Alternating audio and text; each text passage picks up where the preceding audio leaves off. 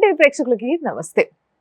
మహాకుంభమేళ మీ అందరికీ తెలుసుగా. అసలు ఎంత మందో వస్తారు, కోట్లాది మంది అక్కడికి వెళ్ళి స్నానం ఆచరిస్తారు. మీ అందరికీ తెలుసు. అసలు స్నానం ఎందుకు చేయాలి మహాకుంభమేళ వస్తే?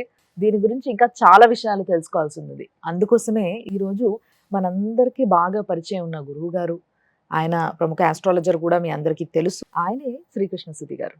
సో ఆయన ఉన్నారు మన స్టూడియోలో. ఆయనతో మాట్లాడి తెలుసుకుందాం. గురుగారు నమస్తే. నమస్కారం. ఇప్పుడు అసలే ఏవో కొత్త కొత్త వైరస్లు అవి ఇవి వస్తున్నాయట. ఇంత కోట్లాది మంది ఒక్క దగ్గరికి వెళ్ళి రాసుకొని పూసుకొని ఒక్క దగ్గర స్నానాలు చేస్తే వాళ్ళందరికీ ఏమన్నా అయితే ఎవరు బాధ్యులు అని చెప్పేసి అంటారు. దీనికి మళ్ళీ ఇది చెబుతూ దీనికి సపోర్టివ్గా గతంలో కొన్ని పుష్కరాలప్పుడు అలాంటప్పుడు కొన్ని అఘాయిత్యాలు జరిగినాయి, కొంతమంది చనిపోయారు తొక్కిస్లాట్లో, ఇలాంటివన్నీ వాటిని సపోర్ట్ చేస్తూ చెప్తారు. దీన్ని మీరేమంటారు దీని గురించి? నది పరిధి ఎంత ఉంటుందండి? ఇప్పుడు మన కుంభమేళా జరిగే త్రివేణి సంగమే తీసుకుందాం. తీర్థరాజు ప్రయాగ్ అంటాం. ఆ ప్రయాగ తీర్థరాజులో చాలా విశేషమైనటువంటి, అందరూ ఒక్కో చోటుకెళ్ళి మునగాలని చెప్పి అనుకుంటే ఆ జలాల్లో శక్తి అనేది ఆ నది పరిధిలో మొత్తం చాలా వరకు విస్తృతంగానే ఉంటుంది. కానీ ఒక నిర్దిష్టమైన స్నాన ఘట్టాలు ఏర్పాటు చేసుకొని అదే ఘట్టాల్లో లక్షల మంది మునగాలి, కోట్ల మంది అదే స్నానం చేయాలనుకోవటం అది తప్పు. అది మూఢత్వం. ఇప్పుడు జలాల్లో ఉన్నటువంటి శక్తి అనేది కొంత ప్రవాహ రూపంలో మారుతుంది. ఆ ప్రవాహం ప్రవహిస్తున్నప్పుడు ఒక నిర్దిష్టమైన ప్రదేశంలోనే శక్తి ఉంది, మిగతా ప్రదేశం మొత్తం కూడా లేదు శక్తి అనుకోవడం మన భ్రమ కదా. అందువల్ల ఏంటంటే ఆ విస్తృతమైన పరిధి ఉంది. ఆ ఒడ్డు ఈ ఒడ్డు ఇటు పక్కన మొత్తం 4 పక్కన ఉంటుంది. గంగా నది నుంచి యమునా నది నుంచి ఆ సంగమం అనేది ఎక్కడ మునిగినా సరిపోద్ది. పూర్తి స్థలాన్ని సద్వినియోగం చేసుకోండి.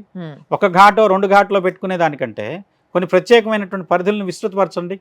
తద్వారా వచ్చేసి మీకు ఆ ఫలితాన్ని పొందుతారు, ఆరోగ్యాన్ని పొందుతారు. ఇంకా మీకు ఒక ఉదాహరణ చెప్పాలి. అసలు ఆ దోషాలు పోవటం కోసమే ఇది చేయిస్తున్నప్పుడు అది వస్తాయనేది మీ భ్రమేగా. కలియుగంలో మనిషికి అదృష్టం దూరం చేయడానికి ఇలాంటి ఆలోచనలు పెడతాడు భగవంతుడు. యుగధర్మం కాకుండా మనము ఇలాంటి ఎన్నో వైరస్లు ఉన్నప్పటికీ కూడా కుంభమేళలు ఇవేవి ఆపకపోయినా కూడా దాని ద్వారా అంటే కుంభమేళలో వెళ్ళి స్నానం చేసినందుకు ఇంతమందికి వైరస్ వచ్చింది, లేకపోతే ఇంతమంది ఈ రోగాల బారిన పడ్డారు అనే వార్త మనం ఎప్పుడు చూడలేదు. ఇన్ని సంవత్సరాలుగా ప్రతి 4 ఏళ్ళకి ఒకసారి ఏదో కుంభమేళ జరుగుతుంటుంది. అవును.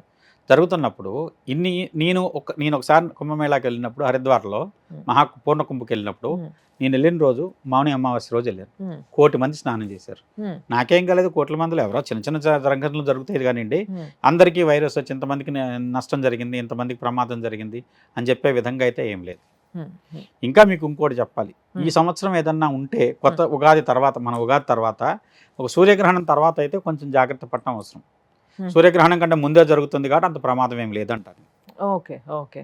సో మరి ఈ మహాకుంభమేళలో అంటే మీరు ఇప్పుడు ఆ స్నానానికి ఉన్న యొక్క ఏదైతే ప్రాధాన్యత ఉందో దాని గురించి చెప్పినారు. అందులో స్నానం చేయడం వల్ల ఏం జరుగుతుందని ఆశించవచ్చు ఎవరైనా? ఎందుకంటే అందరికీ స్వార్థమే. ఏదో కావాలని, ఏదో దొరుకుతుందని, ఏదో వస్తుందని, ఏదో మారిపోతుందని వెళ్ళే స్నానం చేస్తారు అందరూ. సో వాళ్ళకి మీరేం చెప్తారు? వృషభస్థ కుంభు సాధ్యంగా వచ్చేసి ఐశ్వర్యం కోసం చేసేది. ఐశ్వర్యం కోసం. ఓకే. ఐశ్వర్యం అనేది డబ్బులే కాదు, సంతానం కొంతమందికి, కొంతమంది కుటుంబ వృద్ధి, స్థిరాస్తి వృద్ధి, సంపద, ఆర్థిక వృద్ధి, ఏది వృద్ధి అయినా సరే ఐశ్వర్యం. ఈశ్వర ప్రసాదమైంది ఐశ్వర్యం. కాబట్టి ఈశ్వర ప్రసాదమైన ఐశ్వర్యం లభిస్తుంది. కాబట్టి ఈ కుంభమేళాలో వెళ్ళి స్నానం చేయండి. కొంతమంది మిమ్మల్ని అడుగుతారు, గురుగారు మరి మాకు అసలు చాతనవ్వదు, మేము అసలు అంత దూరం వెళ్ళి స్నానం చేసే అంతగా ఆరోగ్యంగా లేము, కానీ మాకు చెయ్యాలని ఉంది, ఏం చేయొచ్చు అంటారు? చాలా మంది బాటిల్లో నింపుకొని వస్తారు. అక్కడ బాటిల్లో చాలా కమర్షియలైజ్ చేసి అమ్ముతూ ఉన్నారు. మా కుంభమేళ ఎక్కడ జరుగుతుంది అక్కడ అదే జరుగుతుంది. సో అన్ని ప్లాస్టిక్ బాటిల్సే, మళ్ళీ అవన్నీ అమ్మి తీసుకొచ్చి అమ్మిన తర్వాత వీళ్ళన్నీ తీసుకొచ్చుకొని అక్కడ నుంచి ఆ నీళ్లు తలపైన చల్లుకుంటారు. దీనివల్ల ఉపయోగం ఉందంటారు? ఏమీ లేదు ఉపయోగం. ఏం లేదా? ఎందుకంటే అండి క్షేత్రం జలానికి తత్వం ఎలా వస్తుందంటే భూమిని బట్టి వస్తుంది. ఇప్పుడు కొన్ని ప్రాంతాల్లో నీళ్లు వేడి చేస్తాయంటారు, కొన్ని ప్రాంతాల్లో నీళ్లు చలవ చేస్తాయంటారు. వేధి అంటాం దాని స్వభావాన్ని. అంటే నీళ్ళకి ఆ లక్షణాన్ని వేధి లక్షణం అంటారు, క్షణవేధి అంటారు. అంటే తాగిన క్షణంలో ప్రభావం చూపెట్టే క్షణవేధి. మాసవేధి అంటారు, తాగిన తర్వాత నెల తర్వాత దాని ప్రభావం చూపెడుతుంది. పక్షవేధి అంటారు, వారవేధి అంటారు, వత్సరవేధి అంటారు. అంటే జలంలో ఉండేటువంటి స్వభావాన్ని వేధి స్వభావం అంటాం. అది మన శరీరాన్ని శోధించడానికి అంత టైం తీసుకుంటుంది. ఈ ప్రత్యేకమైన పర్వదినాల్లో ప్రయాగరాజులో ఏదైతే జలాలు ఉంటాయో అది మృత్తికతో కూడుకున్నటువంటి దాని ద్వారా వచ్చే శక్తి అండి. మట్టి ఓకే ఓకే ఆ జలాల్లో ఉండేటువంటి 2 జలాలు కింద ఉన్నటువంటి మృతిక, మీరు సరస్వతి అన్నారు కదా, అవును ఆ సరస్వతి మృతిక. ఓకే ఓకే అంటే ఆ మట్టితో కొంత స్వభావం వస్తుంది జలానికి. అవును ఇప్పుడు నీళ్ళలో ఆ మట్టి స్వభావం కూడా కలుస్తుంది కదండి అంటారు. అవును కానీ ఎప్పుడైతే ప్లాస్టిక్ కలిసిందో అది విషం కదా. అవును మీరు అలానే కాదు, అంతకు ముందు రోజుల్లో ఇంత పెద్ద పెద్ద ప్రతి ఇంట్లో కూడా గంగాజలం అని కలశాలతో నింపుకొని సీల్ వేసుకొని పెట్టుకునేవాళ్ళు. అవును ఆ రోజులో ఉన్న నీళ్ళకి ఈ రోజున ఉన్న నీళ్ళకి చాలా తేడా ఉందండి. ఉమ్, ఆ రోజుల్లో నీళ్ళన్నీ వచ్చేసేసి పరిశుద్ధంగా ఉండేవి. ఇవాళ ఏంటంటే దాని పక్కన కాన్పూర్ దగ్గర ఎన్ని తోల పరిశ్రమలు ఉన్నాయి, ఆ వ్యర్థాలన్నీ తీసుకొచ్చి గంగలో కలుపుతున్నారు. ఉమ్, అలా యమునా నది ఢిల్లీలో కనుక యమునాను చూస్తే మీరు స్నానం చేయరు, అవును అంత పొల్యూషన్తో ఉంటుంది. ఉమ్, ఇవన్నీ మానవ సంబంధించిన దోపాలే కదా. ఉమ్, తద్వారా నదీ జలాలు కలుషితమైనవి. ఉమ్, అందువల్ల ఏంటంటే అక్కడ స్నానం చేసి వెంటనే వచ్చేసి మీరు కనుక స్నానం చేసినప్పుడే వచ్చేసి తుడి చేసుకోకపోతే ఉమ్, అది కొంత ఇబ్బందిని కూడా కలిగిస్తున్నటువంటి పరిస్థితి ఇప్పుడు దేశంలో. ఉమ్, నదీ జలాలు అంతకు ముందున్నంత పవిత్రంగా లేవు. ఉమ్, కారణం మానవ సంబంధించిన చర్యలే. అవును తద్వారా ఏంటంటే బాటిల్ కనుక తీసుకొస్తే కనుక అది ఉమ్, తీసుకొచ్చిన ప్రయాణంలో 1 రోజు 2 రోజులు నిల్వ ఉంటే ఉమ్, బ్యాక్టీరియా పెరుగుతుంది, మామూలుగా కూడా చెప్తారు మీకు. ఉమ్, అందులో ప్లాస్టిక్ బాటిల్లో బ్యాక్టీరియా డబుల్ అవుతుంది. అవును రాగి ఇత్తడిలో ఉండేటువంటి స్వభావం వల్ల బ్యాక్టీరియా చనిపోతుంది, ఉమ్, ప్లాస్టిక్ బాటిల్స్ వల్ల దానివల్ల నష్టం జరుగుతుంది. అవును తద్వారా వచ్చే రోగాన్ని మీరు కొని తెచ్చుకున్నారు. అవును మరి మామూలుగా ఇప్పుడు ఇది ఒక 41 రోజుల ఏదైతే కుంభమేళ మహాకుంభమేళ సెలబ్రేట్ చేసుకుంటున్నాం మనం, ఇప్పుడు ఇది ఒక 40 డేస్ జరుగుతుంది. ఈ 40 డేస్లో మళ్ళీ ఎప్పుడు వెళ్ళాలి, ఏ రోజు వెళ్ళి మునగాలి, 40 రోజులు మునిగితే అదే విధంగా ఉంటుందా, అదే ప్రభావం చూపిస్తుందా మన శరీరం పైన కానీ మన ఐశ్వర్యం పైన కానీ, లేకపోతే ఇంకేదైనా స్పెషల్ డే ఉంటుందా గురువుగారు అని అడుగుతూ ఉంటారు మిమ్మల్ని చాలామంది. ప్రత్యేకమైన రోజులైతే ముఖ్యంగా చెప్పాలి అంటే పుష్య పౌర్ణమి 13వ తారీఖు, సంక్రాంతి ముందు రోజు. ఓకే అలానే రవి మారేది సంక్రాంతి నాడు. అవును సహజంగా ఏమవుతుందంటే ప్రతిసారి సంక్రాంతి తర్వాత పుష్య పౌర్ణమి వస్తుంది. ఉమ్, ఈ సంవత్సరం ఏంటంటే పుష్య పౌర్ణమి సంక్రాంతి కంటే ముందు వచ్చింది. ఓకే అందువల్ల పుష్య పౌర్ణమి మొదటి స్నానం చెప్తారు, ఉమ్, రెండవ స్నానం మకర సంక్రాంతి అని చెప్తారు. ఉమ్, అలానే మూడవ స్నానం వసంత పంచమి. ఓకే ఆ ఫిబ్రవరి 2వ తారీఖు అనుకోండి వసంత పంచమి వచ్చింది, ఆ, ఆ రోజు చెప్తారు 3వ తారీఖు. ఆ, తర్వాత వచ్చేసి రథసప్తమి, ఓకే చాలా విశేషంగా చెప్తారు. ఉమ్, ఉమ్, తర్వాత చివరిగా మళ్ళీ మాఘ పౌర్ణమి. మాఘ పౌర్ణమి చాలా విశేషం అండి. ఓకే పౌర్ణమిలో మాఘ పౌర్ణానికి చాలా ప్రాధాన్యత ఉంది. ఉమ్, ఎందుకంటే 3 మాసాలు దైవికంగా చెప్తారు, మాఘ, మాధవ, ఉమ్, కార్తీక. ఉమ్, ఈ 3 మాసాలు భగవత్ సంబంధమైనవి. ఉమ్, అందువల్ల ఏంటంటే మాఘమాసానికి చాలా విశేషం ఉంది, సూర్యుడికి సంబంధించిన నెల ఇది. ఉమ్, అందువల్ల సూర్యుడికి సంబంధించిన శక్తి ఏంటంటే ఆరోగ్యం భాస్కర్ ఆదిత్యేత్ అంటారు, ఉమ్, ఆరోగ్యం ఇచ్చే సూర్యుడు. అందువల్ల ఏంటంటే సూర్యుడికి సంబంధించిన నెల మాఘమాసం. మాఘమాసంలో ఆదివారాలు విశేషం. అలానే అంటే పౌర్ణమి ఇంకా విశేషం. అలాంటి మాఘ పౌర్ణమి నాడు, చివరిగా శివరాత్రి నాడు. ఇది స్నానానికి విశేషమైన రోజులు. అందువల్ల ఏంటంటే ఈ స్నానానికి ఆ రోజులు జనాలు ఎక్కువ ఉంటారు, కానీ 40 రోజులు కుంభంలో గురుడు ఉండటం, అదే కుంభంలో వచ్చేసి రవి ఉండటం, గురుడు వృషభంలో ఉండటం, నెల 40 రోజులు ఉంటుంది. కాబట్టి సాధ్యమైనంత వరకు కుంభంలో గురుడు మారిన తర్వాత, అంటే ఆల్మోస్ట్ మీకు వచ్చేసి ఫిబ్రవరి నెల తర్వాత, ఫిబ్రవరి 14, 13 తర్వాత నుంచి మీకు చాలా విశేషమైనటువంటి యోగం ఉండొచ్చు. అంటే ఈ ఋషులందరూ, బాబాలందరూ, అలానే అఘోరీలందరూ స్నానం చేసి చివరి స్నానం మాకు శివరాత్రి నాడు పెట్టుకుంటారు వాళ్ళు. దాని ముందు మీరు కనుక శివరాత్రికి ముందు ఎప్పుడైతే 13 తర్వాత శివరాత్రి మధ్యలో స్నానం చేస్తే విశేషమైన యోగం అంటాను. సో ఎవరైనా కుంభమేళకి వెళ్తున్న వాళ్ళు ఇది కూడా నోట్ చేసుకోండి.